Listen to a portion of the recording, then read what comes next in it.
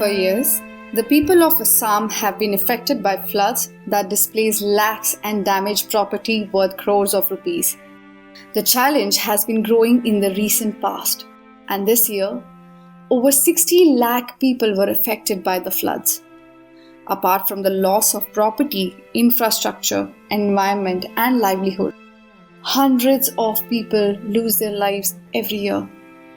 The disaster relief team of central and the state governments have provided crucial support to the people in these testing times. However, the need for a locally calibrated response has been felt for a long time now. To mitigate the damage and equip the villagers to provide disaster relief at the local level, Assam government tied up with Asian Development Bank this year. With the support of Asian Development Bank, Water Resource Department under Assam government handed over the responsibility of the implementation of the project called Assam Integrated Flood and Riverbank Erosion Risk Management Investment Program on a mass scale to the Flood and River Erosion Management Agency of Assam, FREMA, in the three Assam districts Kamrup, Dibrugarh and Golaghat. It partnered with the NGOs Amar Prayas Goshti to work with 43 high flood risk villages situated near the embankment areas.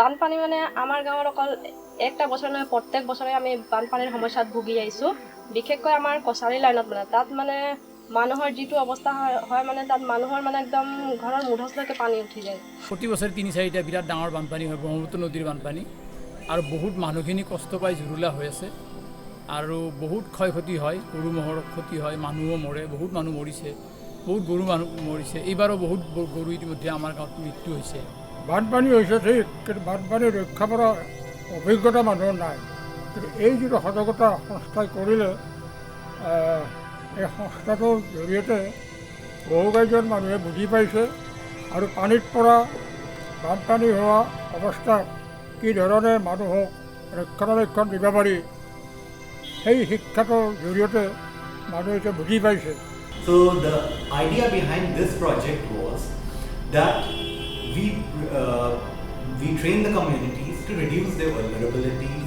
to have them participate in the entire planning process, to improve their linkages with the government, with the project implementing authorities, departments, and to have them cope up much better with the floods and erosion that is an annual feature of that region. Assam চৰকাৰৰ জলসম্পদ বিভাগৰ অন্তৰ্গত বান আৰু নদী খহনীয়া ব্যৱস্থাপনা অভিকৰণ অসমৰ উদ্যোগত আমাৰ প্ৰয়াস গোষ্ঠী নামৰ বেচৰকাৰী সংস্থাটোৱে এই অঞ্চলত ব্ৰহ্মপুত্ৰৰ নৈপৰীয়া এলেকাৰ কামৰূপ জিলাৰ পলাকবাৰী ডিব্ৰুগড় জিলাৰ লাহোৱাল ব্লকৰ অন্তৰ্গত 9খন গাঁও আৰু কাজিৰঙাৰ 25খন গাঁৱক সামৰি 43খন গাঁৱত CPFৰ আমি যি কাৰ্যসূচী ৰূপায়ণ কৰিলোঁ এই কাৰ্যসূচীত ৰাইজ উপকৃত হোৱাত আমি আনন্দিত হৈছোঁ আমি বিশেষকৈ ৰাইজৰ মাজত থাকি ৰাইজৰ সহযোগত আমি এনেকুৱা ধৰণৰ কাম কৰিছিলোঁ যি কামে ৰাইজক বান দুৰ্যোগৰ সময়ত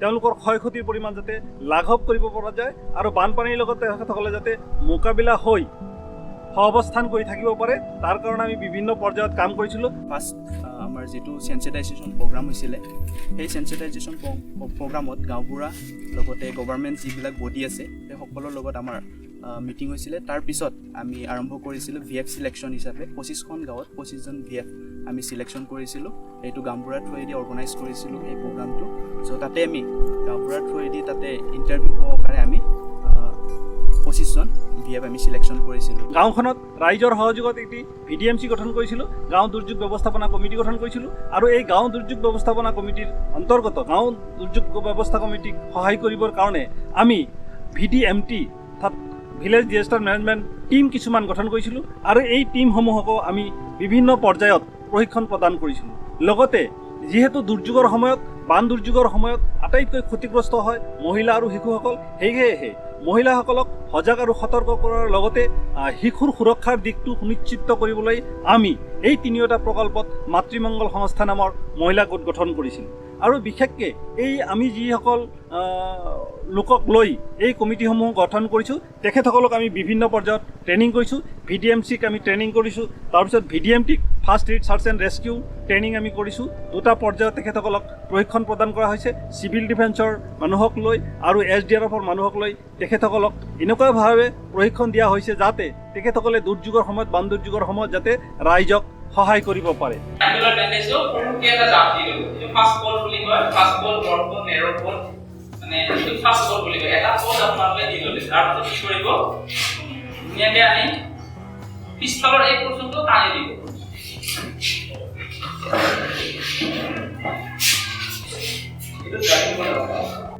Village Disaster Management Committee were provided with necessary training and equipment to tackle the problems of flood and to mitigate their impact by providing the first level response.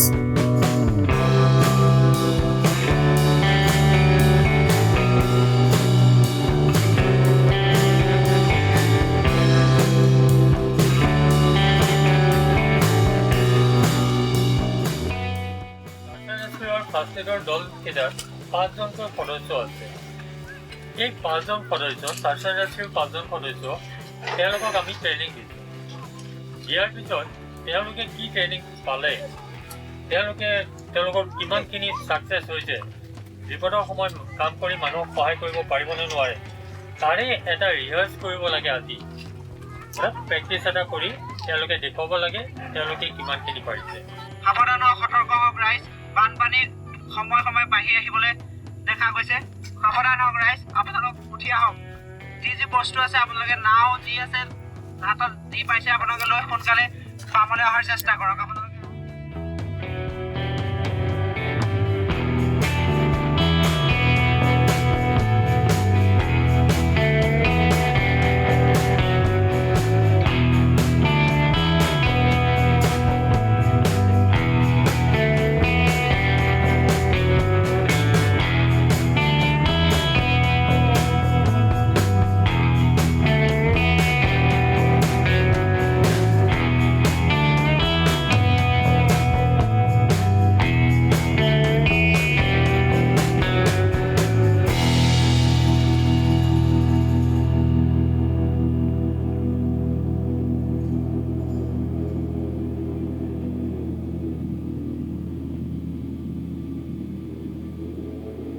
CBRFৰ প্ৰকল্পটোত লাইভলিহুড জড়িত হৈছে। সেয়েহে ৰাইজৰ মানুহৰ জীৱিকাৰ কথাটো লক্ষ্য কৰি তেখেতসকলে কৰা যেনে কৃষি, পশুপালন, মৎস্য পালন, উইভিং, বোৱা কটা কাম ইত্যাদিৰ ওপৰত আমি দুদিনীয়াকৈ তেখেতসকলক প্ৰশিক্ষণ দিছিলোঁ।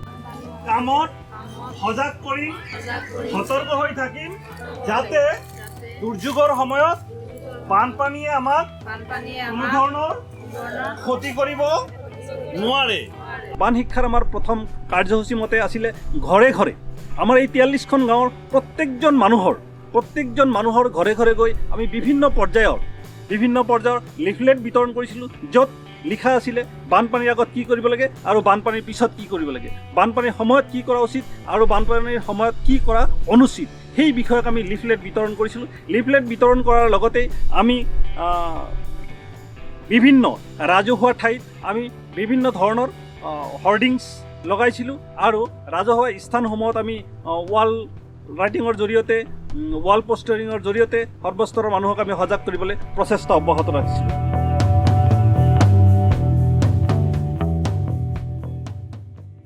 গাঁৱে গাঁৱে আমি বাটৰ নাট কৰিছিলোঁ। বৈঠামাৰৰে নাটখন আমাৰ যথেষ্ট সমাদৃত হোৱাত আমি অতিশয় আনন্দিত। ভিতৰত থকা তাৰ প্লাগ বা আন বৈদ্যুতিক সা সৰঞ্জামসমূহ আমি হাতেৰে কেতিয়াও চুব নালাগে। বানপানীত মৰি শ্বৰ্ট লাগি মৰিম নহ'লে। এইগিলাখন কৰা দেখোন আগতে আমি মন কাণেই দিয়া নাছিলোঁ, কিন্তু এতিয়া মানব লাগিব। এই যে আৰু এৰে পিছত মানে বানপানীৰ এৰে পিছত হয় ডাঙৰীয়া কি কৰিব লাগিব এইখিনিও বুজাই দিয়কচোন অলপ। বানপানীৰ পিছত কি কৰা উচিত? হয়, আপোনালোকে ঠিকেই কৈছে যে বানপানী হ'লে টিকা জেগালৈ যাব লাগে, বা বানপানী হ'লে যদি নাও নিজৰ নাই কলবোৰ হ'লেও বনাই বানপানীৰ পৰা আমি হাত সাৰিব পাৰিম। সেইটোক লৈ ৰাইজৰ কিছু মানে ৰাইজক আলোচনা হৈছিলে, ৰাইজক কিছুমান অৱগত কৰা হৈছিলে যে বানপানী সংকটত আমি কিবোৰ পদক্ষেপ ল'ব লাগিব। সেই মৰ্মে VDMC কমিটি আৰু BF কমিটি আমি লগ হৈ ৰাইজক বুজোৱা হৈছিলে। আৰু বানপানী শুকাই যোৱাৰ পিছত যে বোকা হৈ থাকে, ঘৰবোৰ গেদেৰা হৈ থাকে তলত, সেই গেদেৰাবোৰ নুশুকোৱালৈকে পৰ্যন্ত আমি সেই ঘৰত প্ৰৱেশ কৰিবলৈ আমি সকলোকে বুজোৱা হৈছিলে। লগতে খোৱা পানী ব্যৱস্থাটো, যি আমাৰ টিউবেল আছে, টিউবেলবোৰ আমাৰ বুৰি যায়, সেই খোৱা পানী ব্যৱস্থা আমি বেলেগৰ পৰা পানী আনিবলৈ আমাৰ নাই, সেই টিউবেলৰ পৰা আমি পানী খাওঁ। সেই টিউবেলটোৰ পানী আমি গৰম কৰি আমি সেই টিউবেলৰ পানীখিনি ঠাণ্ডা কৰি খালে আমাৰ বেমাৰৰ পৰা আমি পৰিত্ৰাণ পাম, কাৰণ সেই টিউবেলটোত বীজাণু বহিব। বানপানী আহিলে অনেক ধৰণৰ বীজাণু হয়, বীজাণুত টিউবেলত সোমাই যাব পাৰে। ৰাইজৰ লগত আলোচনা সাপেক্ষে ৰাইজৰ কি বস্তুৰ প্ৰয়োজন তাৰ ওপৰত আমি পৰ্যালোচনা কৰি ৰাইজক সকলো ধৰণে আমি ইমাৰ্জেঞ্চি ইকুইপমেণ্টছ দিছোঁ, য'ত লাইফ জেকেটটোৰ পৰা আৰম্ভ কৰি মেঘা মাইকটোলৈকে ফাৰ্ষ্ট এইডৰ ভিতৰত আমি প্ৰায় 36 ধৰণৰ বিভিন্ন বস্তু আমি তেখেতসকলক সামগ্ৰী প্ৰদান কৰিছিলোঁ। আমাৰ যি বানপানীৰ সময়ত যিখিনি সামগ্ৰী আমাক দৰকাৰ একচুৱেলি, সেই সামগ্ৰীখিনি আজি আমাৰ VDMCৰ মাজত বিতৰণ কৰাৰ এটা ডাঙৰ কাৰ্যসূচী আজি লোৱা হৈছিলে। তো উক্ত কাৰ্যসূচীত আজি গোটেইখিনি বস্তু বিতৰণ কৰা হৈ গৈছে।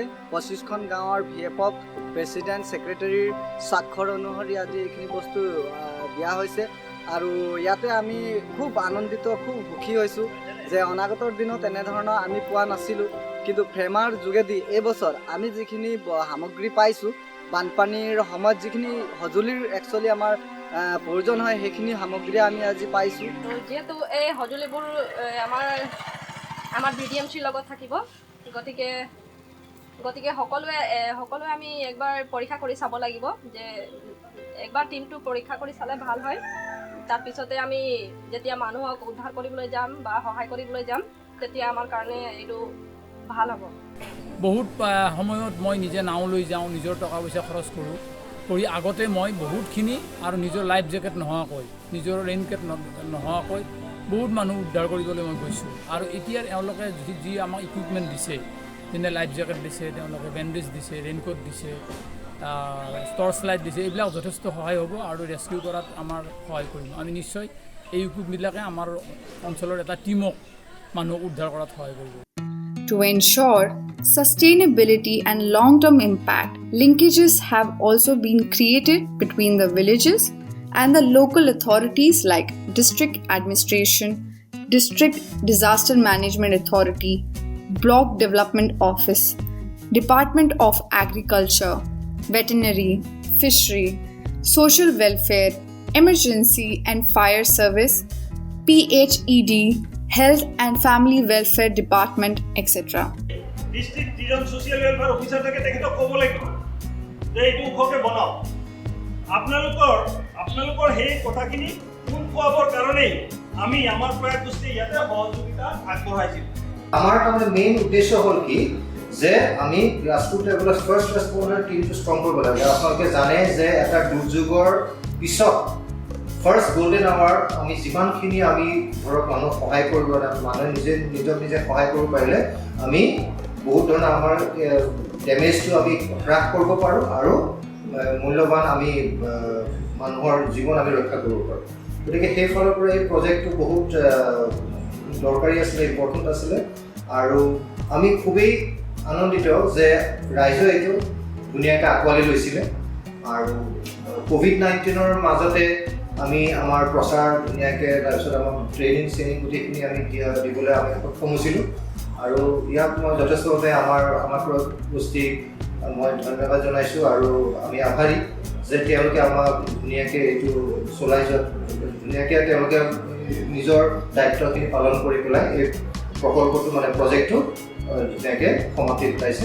ভিলেজ ডিজাষ্টাৰ মেনেজমেণ্ট প্লেন বনাইছোঁ, যিখন প্লেনত গাঁৱৰ যি সম্পদ আছে এই গোটেই সম্পদখিনি তাত সোমাই দিয়াৰ লগতে গাঁৱৰ যি দুৰ্বল চিহ্নিত এলেকা আছে সেই এলেকাসমূহ আমি চিনাক্ত কৰি গাঁৱত বান সমস্যা যিবিলাক আছে সেই সমস্যাবিলাক চিনাক্ত কৰি সেই সমস্যাবিলাক কোনে সমাধান কৰিব সেই সমাধান কৰা এই ডিপাৰ্টমেণ্টৰ লগত ৰাইজক আমি এটি লিংকেজ স্থাপন কৰি দিছোঁ যাতে সেই সূক্ষ্ম প্লেনখন হাতত লৈ অনাগত দিনবিলাকত ৰাইজে VDMCয়ে এনেকুৱা ধৰণৰ কাম কৰিব পাৰে যি কামৰ ফলত এটা সময়ত এই গাঁওখন সেই গাঁওখন হৈ পৰিব village flood resilient village.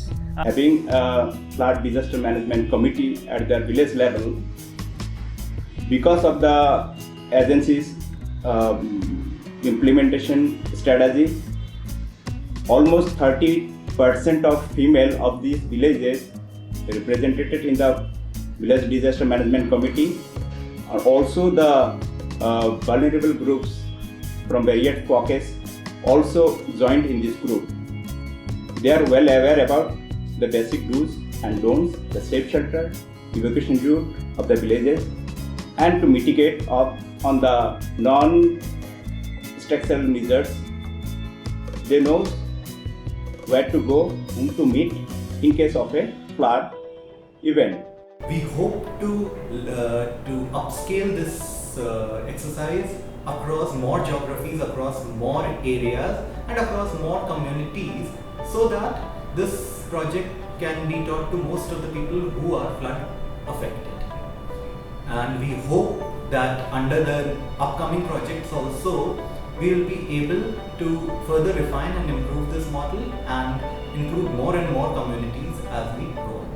Assam চৰকাৰৰ জলসম্পদ বিভাগৰ জৰিয়তে আৰু এমআই বেচৰকাৰী সংস্থা আমাৰ প্ৰয়াস গোষ্ঠীৰ যোগেদি CBFRML প্ৰকল্পটি সময়মতে আৰু সুচাৰুৰূপে সম্পন্ন কৰিছে তাৰ কাৰণে আমি অতি আনন্দিত CBFRML যিটো হেৰি কৰিছে তেওঁলোকৰ গাঁৱত গৈ তেওঁলোকে যিখিনি মানে তেওঁলোকক জ্ঞান দিলে তেওঁলোকে ফ্লাডত যিখিনি মানে তেওঁলোকৰ ডিজাষ্টাৰ মেনেজমেণ্টৰ পৰা কেনেকৈ থাকিব লাগে কেনেকৈ তেওঁলোকে নিজক বচাব লাগে আৰু সেই এৱাৰনেছ কেম্পত তেওঁলোকৰ পাব্লিকক বহুত নন ষ্ট্ৰাকচাৰেল যিটো পাৰ্ট সেইখিনিৰ পৰাও মানুহখিনি বহুতখিনি উপকৃত হ'ল আৰু এইটো মই মানে আচলতে ডিপাৰ্টমেণ্টৰ ফালৰ পৰাই যিসকল অৰ্গেনাইজেশ্যন ধৰক প্ৰয়াস গোষ্ঠী আপোনালোকৰ সেই গোষ্ঠীটোক বহুত ধন্যবাদ জনাইছোঁ তেওঁলোকে যে মানুহখিনি এইখিনি এৱাৰনেছ কৰিলে আৰু মই ADB যিখিনি তেওঁলোকে প্ৰকল্প হাতত ল'লে তেওঁলোককো মই ডিপাৰ্টমেণ্টৰ ফালৰ পৰা বহুতখিনি মই ধন্যবাদ জনাইছোঁ